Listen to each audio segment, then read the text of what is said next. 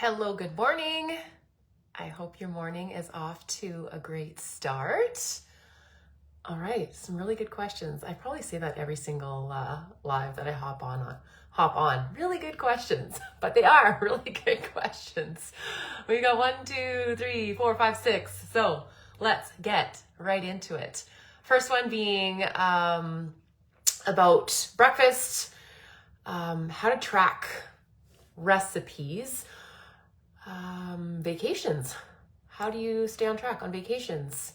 The supplement, NAC, macros while going to the city, and the collagen that I use. So let's get the collagen out of the way. I brought it upstairs for you guys. So this is the collagen I use. It is purchased at Costco. It is a very big bag. I don't know if it's a good price per unit, but I do buy this collagen from Costco. All right. I am struggling with breakfast ideas. I want to eat high protein, but I can't do eggs. Help. So there's a few things that you can do here. You do not have to eat eggs in order to have a high protein breakfast. Eggs are actually not a great source of protein. They are higher fat than they are protein. Egg whites, on the other hand, are definitely higher protein, but if we can't do eggs, completely understandable. A Greek yogurt parfait is fantastic. So adding maybe a little bit of protein powder or some collagen to that Greek yogurt to up the protein. Berries, chia seeds, hemp hearts are also a vegan or plant-based source of protein, and that will help. If you add nut butter, that is mainly a fat, but there is protein in nut butter. So all of those things will add up to having, a very protein-forward breakfast. Things like cottage cheese, same idea. If you're adding hemp hearts, if you're adding pumpkin seeds, if you are adding collagen powder and mixing that up, or protein powder, that is very helpful. Smoothies can be another option. Protein oats can be an option. I've been eating that this week just because I want to break from eggs, and I add egg whites with the water and I microwave it, kind of fluffs it up into a nice, lovely texture. I'll then add pumpkin seeds and hemp hearts. I add blueberries, and if I want more protein, I will add a scoop of skyr or Greek yogurt if I do have that around. So that's another option. And honestly, you can eat anything for breakfast. It does not have to be breakfast foods per se. You can have leftovers from the night before. You can make meatballs, turkey meatballs, beef meatballs, chicken meatballs. You can have turkey bacon. You can have chicken sausages. The world is your oyster. I think we get so caught up in this box of breakfast foods, but you can eat whatever it is you want to eat. And I'm a huge fan of having lunch or dinner for breakfast. It's just way easier on your system in terms of blood sugar regulation. So it keeps your energy levels stable all day, helps to decrease cravings. It just gives you a lot of energy. It keeps you full so you don't have that food noise of, oh my gosh, I'm so hungry. Why am I hungry? And we often get that just from high carb or carb heavy meals like bagels, for example, or oats without protein, toast, avocado toast with 2 eggs. That's not necessarily going to hold you over very long. And it's not a lot of protein. So hopefully that is helpful. I can share a recipe book, and I will share a recipe book after I'm done recording this live. All right, next. If I make a healthy treat, say with chocolate protein powder, peanut butter, and almond milk, but I freeze them, how am I measuring the portion once I take it out to eat? So you can go about this 2 ways. If it is a recipe and you're following a recipe, it'll often tell you how many servings are in that recipe and how many calories and or macros are per each serving. So then let's say you make it in a, is it 9x9, 8x8? Can you tell I do a lot of baking? Not really. But in a pan, and then cut it into equal portions, and that'll be easy. It's not perfect, but it's a way to track.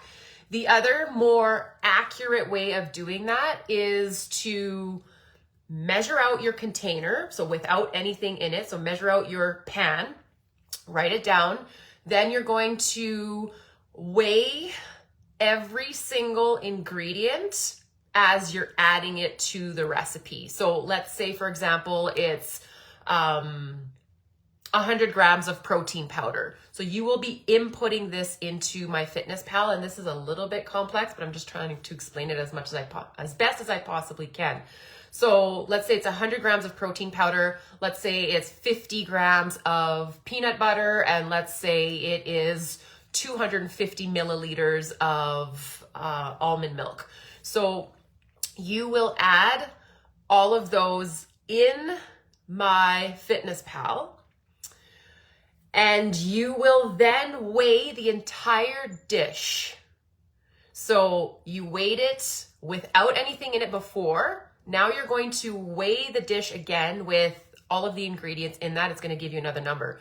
You're then going to substitute the ingredients, like the full pan, minus the pan itself, because we don't want to be including the pan in this because you're not eating that, right? So you are going to substitute the weight of the entire recipe from the pan, and that's going to give you a number.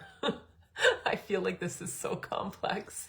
But then when you're adding this into MyFitnessPal as a recipe, you are adding, like I said, all of those ingredients. So I think I said 100 grams of protein, 50 grams of peanut butter, and 250 milliliters of almond milk. And you put, as the serving, you put the weight of just the ingredients without the pan. And then as you cut and you eat it, you can weigh it per gram, and it's going to give you the exact macros. That's really freaking confusing.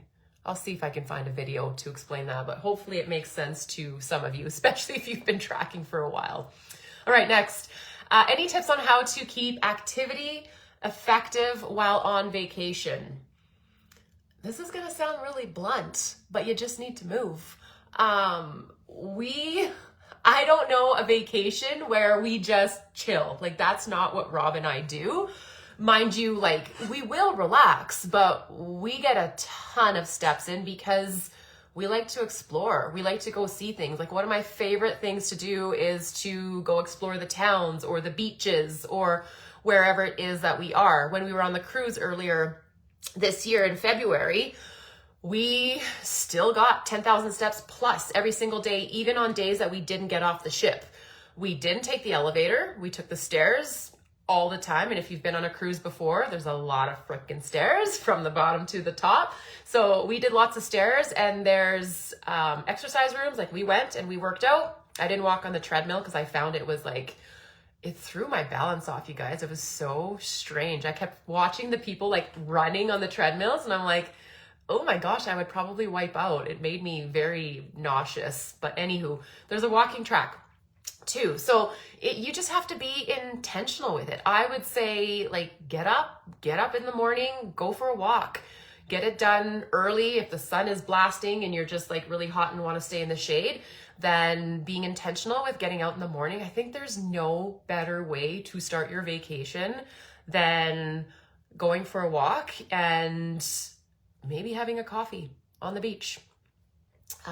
So that's my blunt answer to activity. I don't always work out. You can if you want. It depends on where you're staying, if there's a gym, if there isn't, but you can always do body weight exercises. I always say, like, if you tell yourself, I'm gonna get 4 workouts done, cut that in half, commit to 2. It's okay to give your body a break while you're on vacation when it comes to activity level. The other important pieces are obviously hydration and food choices.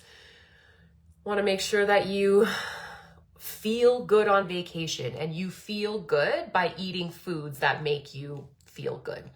So hopefully that's helpful. All right, I love this next question. I am seeing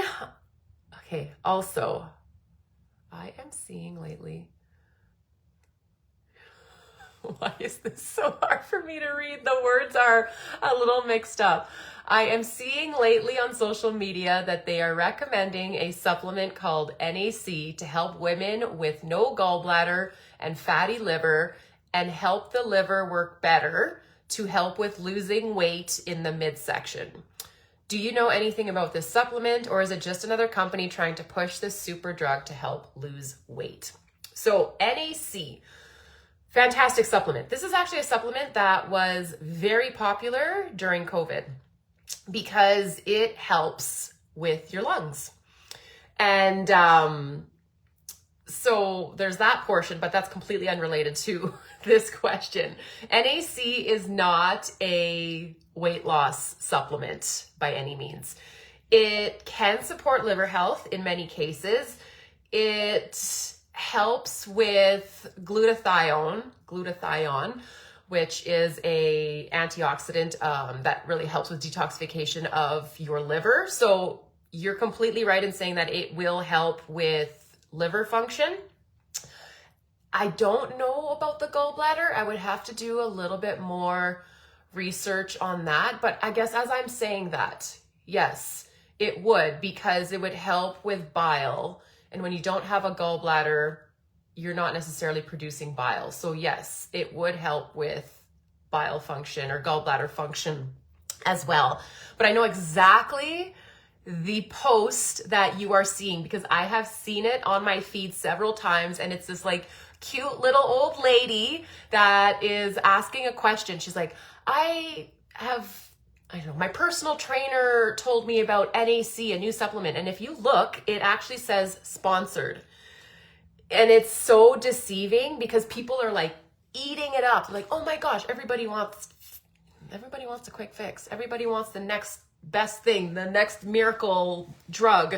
So go into those posts and like read or look at the top of it, because this one specifically says sponsored. And I've seen this lady and I've seen a few other ones, and I tried to find it so that I could take a screenshot and share it on this on the comments here, but I just couldn't find it this morning. So if I do, I will post it and you'll be like, oh my gosh, it looks like your grandma who's asking like a simple question, and it is just a company, sadly, that is paying to have this advertisement pushed out to all of us women who are self-conscious. Wow, that's not. Who are health conscious. Boy, I slept good last night too. Who are health conscious that want to feel better, and it's promising all these amazing things. So that's my 2 cents on, first of all, advertisements of supplements. Big corporate companies, they will jam that in your throat because they have the money, and they will make it seem like it's something that you need. And that's not always the case. So that's my 2 cents on NAC. All right, next question. I guess this is the last question. I'm planning on going to the city next weekend to do some shopping. What are some tips to stick to my macros while not home all day?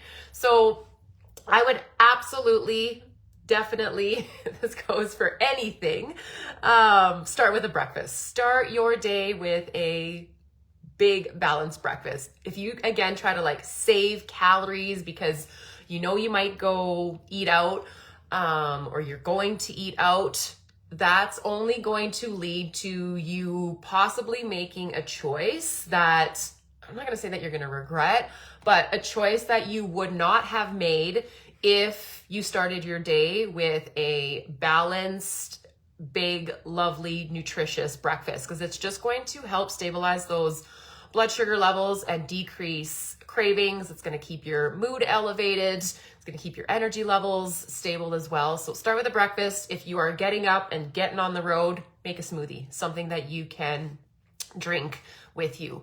When you are going to eat, always think like protein forward. So that's the thing. If you're looking at the menu and you don't see chicken or beef or fish or eggs, then I would probably steer clear of that, or ask to have extra protein added to it. For example, sometimes if I will eat like a power bowl or a salad that has like very little protein, I ask for chicken breast, extra chicken breast. I will often, if it does have chicken, I will get a second serving of chicken because they are minimal. I don't know why restaurants do this, but I guess it's a cost thing, right? Protein's expensive. They just do not add a whole lot of protein to meals. Carbs are easy.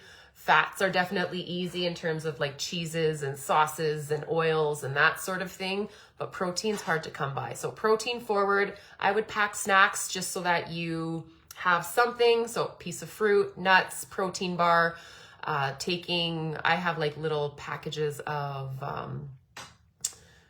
protein powder in my purse. I will just put it in baggies and take that with me so I can just dump it in my shaker cup with some water.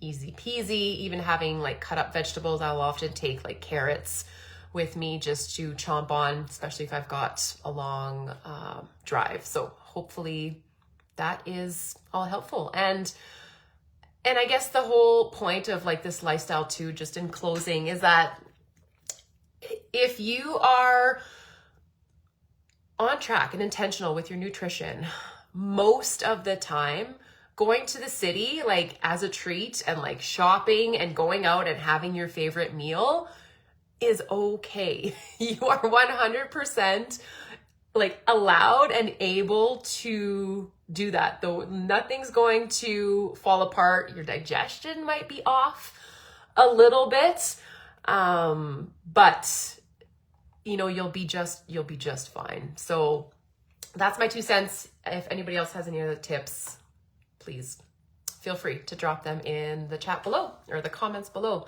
and enjoy the rest of your Thursday. Talk soon.